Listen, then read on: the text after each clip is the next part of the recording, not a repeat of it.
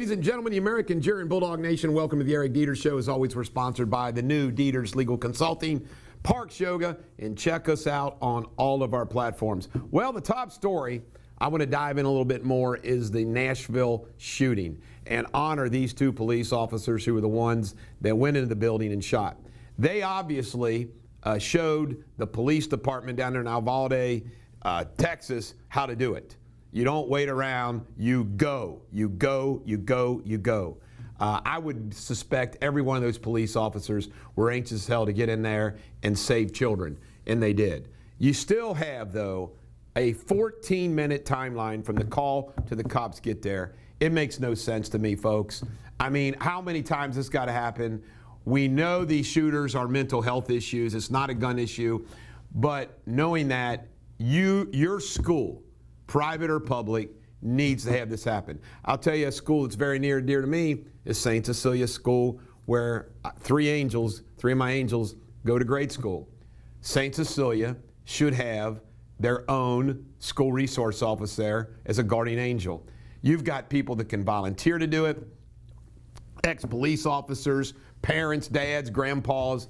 You take one day a week, you get 20 guys that say, hey, this is my week to be the guardian of these school children. Lock up the buildings, have somebody. You need to assume it's going to happen, not that, chances are it's not going to happen. I want to talk a little bit about the victims. The guy in the bottom corner there, this is the school janitor, just so sad he died. Little boy there tragically died. The girl next to him is the one who pulled the fire alarm.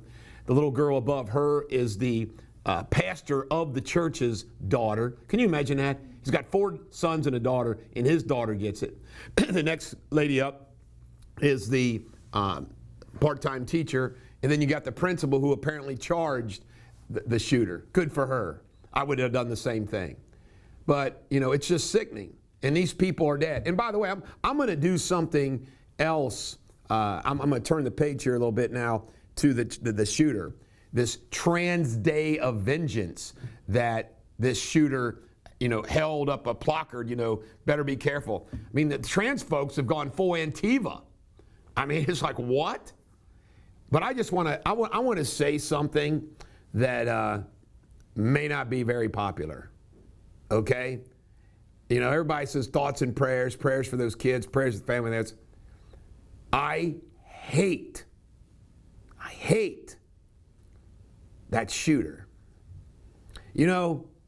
I don't care what that shooter's mental problems were, because that is an excuse. I mean, when I care, I said, yeah, I wish she didn't have mental problems. But for her to do is evil beyond evil. Just kill yourself. Don't go kill innocent people. If your mental health is so messed up, just kill yourself. And I think I can say what many others are afraid to say, won't say. You won't hear this on Fox News because they can't say it, but I'll say it. I hate that man, girl, whatever she wants to claim to be. I mean, just evil. So anyway, enough of that. Let's go on to this. Now, this is something that this Matt Taibbi is the guy that Elon Musk tasked with going through all the Twitter emails and then revealing all the baloney that happened. The day he testifies at Congress, or the day after he testifies at Congress, or the day before, I forgot what it is, the IRS shows up at his house. You believe that? Do you believe that? That's communist Russia crap, isn't it? I keep waiting, by the way, and I'm ready for it, because I don't commit crimes. But I'm waiting for Mitch McConnell to set something in, who knows, against me. But I'll be ready for it. But it's just sickening. Chris Christie says, Donald Trump is fine. Look at this whale. Look at this whale. Now, you're not supposed to fat shame, but if somebody is in the arena and being mean and nasty, well, that's off the hook. He's just not some average fat guy. Look at this whale. And he's saying, Donald Trump Jr.'s days are numbered, or Donald Trump's days are numbered. This is a guy that Trump annihilated in the primary, then got behind him and endorsed him, and then betrayed him. And I'll never forgive this sucker, ever, for hugging Barack Obama during the Mitt Romney campaign when the storm hit up there, and he just went full Obama and basically helped Obama win. Chris Christie, scumbag. Trump was on Hannity again last night. He's just letting it rip. It's good to see that Fox News is letting him back on. Geraldo Rivera. Now, this is another example of what I say to you, that just because somebody rises to a high level, they're not competent always. Now, I like Brian Kilmeade. He is clearly a good guy, smart guy. I really do like him. But last night, he's on the Fox show with Geraldo, who's just blasting the Second Amendment, blasting the AR-15s. And Kilmeade got ran over in the argument. I cannot believe Brian Kilmeade didn't say what I would say if somebody's saying there's no need for an AR-15. And my response to that is, first off, I don't need it. It's my right to have it, period. However, I'll play your game with you. Here's why you and I and others need AR-15s. We live in a time where they want to take our guns away. We live in a time where there's riots, mass mobs of people that go after things. So if a mob came to my office, or a mob came to your law office, or your home, and there's 10 or 20 people there, you need an AR-15 or similar like gun. I know he won't mind me telling you the story. Donnie Arnsberger is a buddy of mine.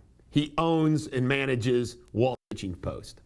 When those riots hit in Cincinnati area a couple years back, and they were worried they were going to come out to the suburbs, Donnie loaded up his guns, his AR and everything else, got on the rooftop of Wall Pitching Post and said, "They're not coming to loot my restaurant." I mean, that's just the way it is. A mob comes, you need an AR-15. Last but not least, Joe Biden. Joe Biden makes jokes about ice cream after the Nashville shoot. Well, that's really showing the empathy. It's unbelievable. And then what's he saying? Guns, take away the guns, take away the guns. It makes you want to lose your mind to take mental health issue and just protecting the kids issue into a guns rights issue. There's no common sense whatsoever on their side of the argument. Zero. And now they can say more kids have died from guns than car accidents. Suicide, self-inflicted, is the bulk of that. They say, oh, guns. The misrepresentation, typical politics. That's why I hate it. I hate politics, and I'm running for governor. Why? Because I want to change things. Coming up next, Bulldog TV, local news.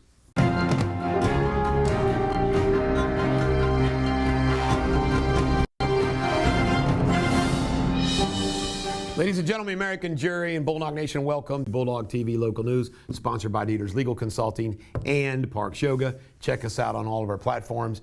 Our top story today is going to be opening day. Opening day tomorrow, the Pittsburgh Pirates, Cincinnati Red Stadium, American Ballpark, Great American Ballpark, Hunter Green's on the mound. The weather's going to be good. You know what? Opening day is a holiday in Cincinnati. It really ought to be. They talk about it all the time. We ought to just be off on opening day.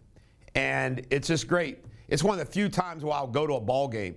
I am going to be a last minute, depending on how much work's going on. I'll be a last minute call whether or not I buy 2 tickets and take my wife and go to the game. I don't know whether I will or not, but that's our top story. It'll be our top story probably tomorrow too, barring something.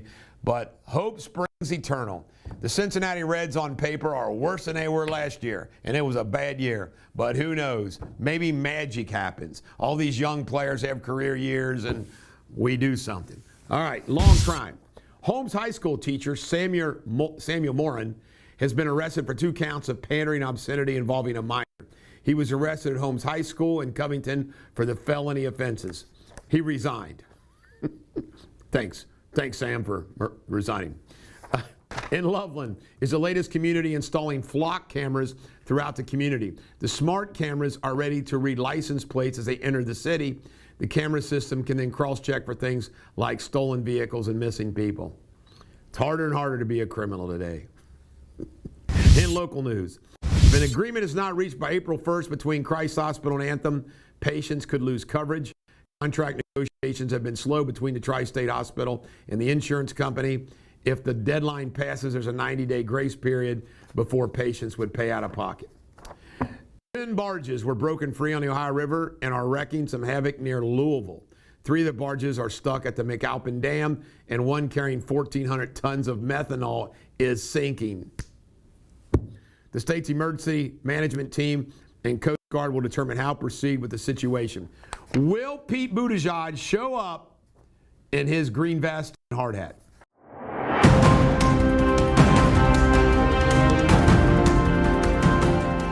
Hello, Bulldog Nation. The latest world headlines. At least 20 pilgrims are being killed and 29 others injured in a bus crash in Saudi Arabia.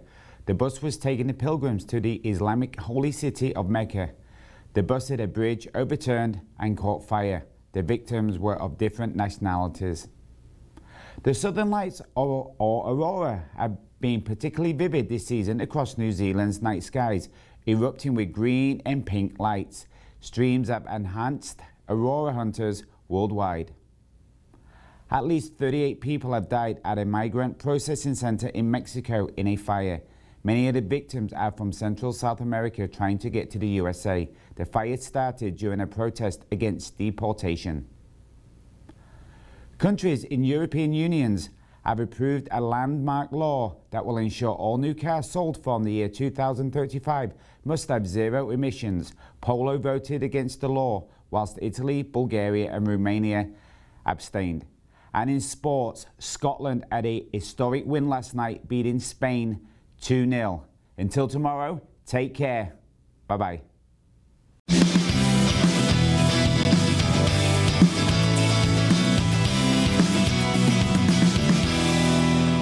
Ladies and gentlemen, the American Jury Bulldog Nation, welcome to the third, fourth, we don't know, we're losing count, episode of the Bulldog Sports with Eric and Nick. We're just two average Joes rapping about sports. And of course, let's get right to it. By the way, did you have a good week, Nick? Great week, yes. Good. I see you're sporting your Cleveland Indians.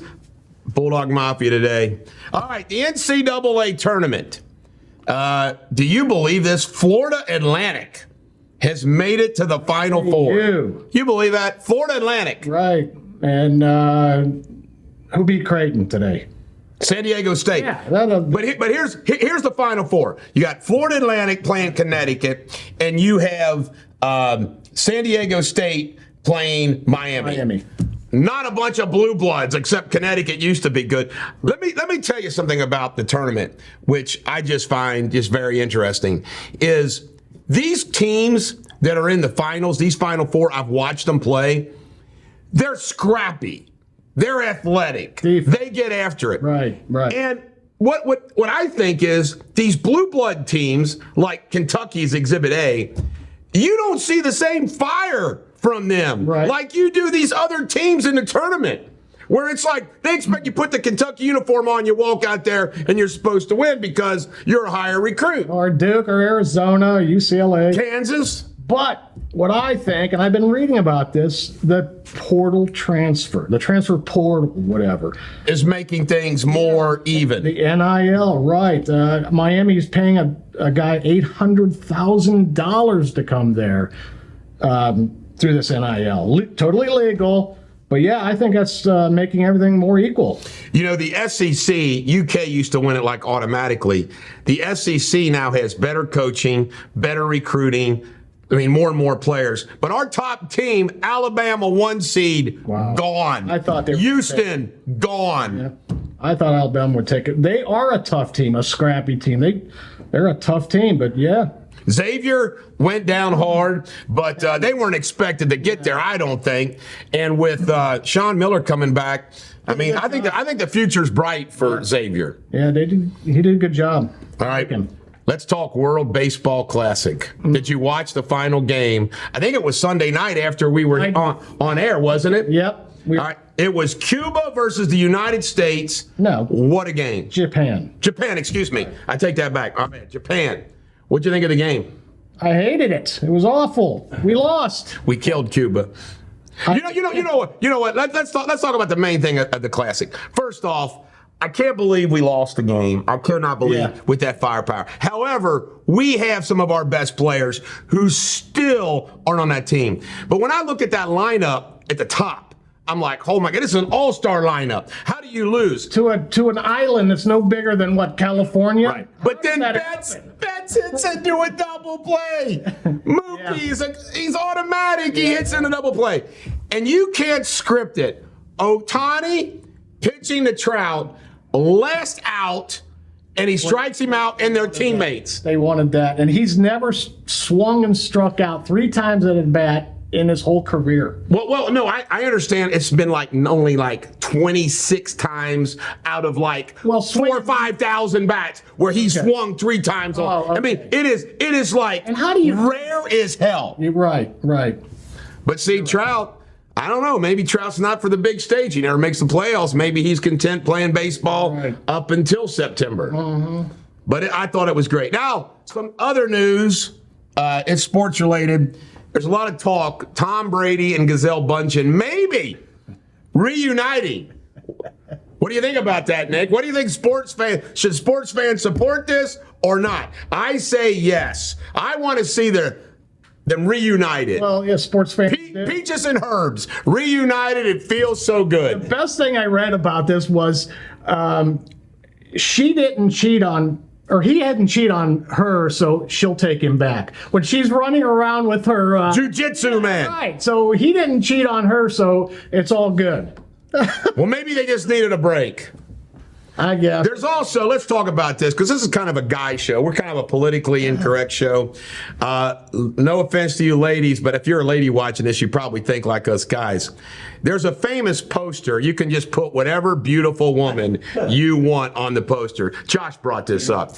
Anyways, so there's a beautiful woman, and underneath the caption is, some man somewhere is sick and tired of her. Correct.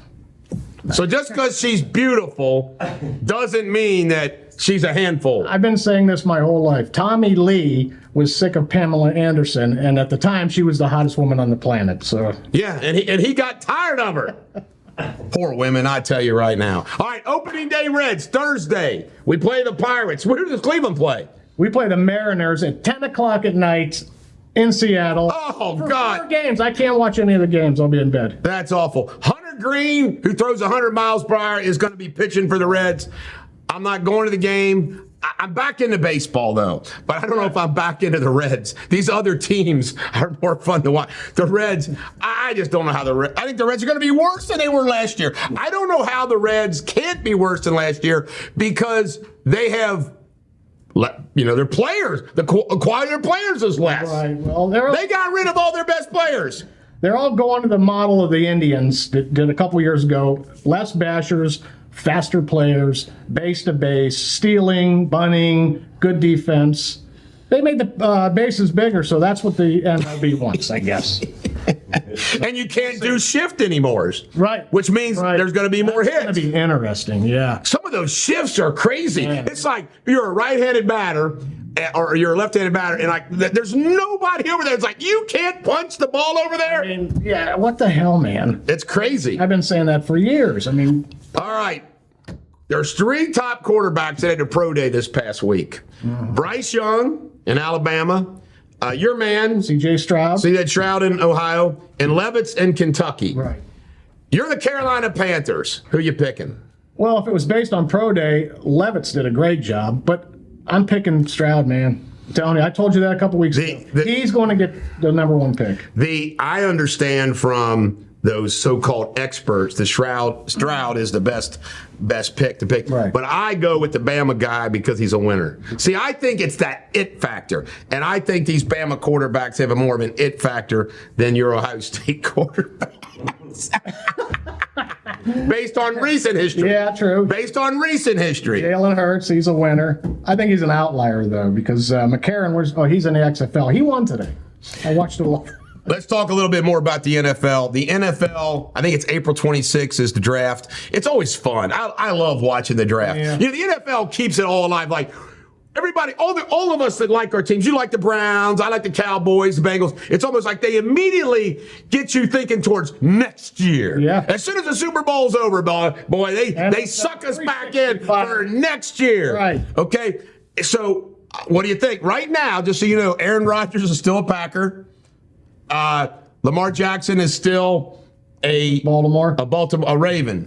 He'll stay there. He's got to stay there. But as far as a draft, I don't care. I've got no picks. We traded our last pick. Cleveland traded their other picks. We got a receiver yesterday from Seattle, so we have no picks. You know what? I can tell. This is just my opinion.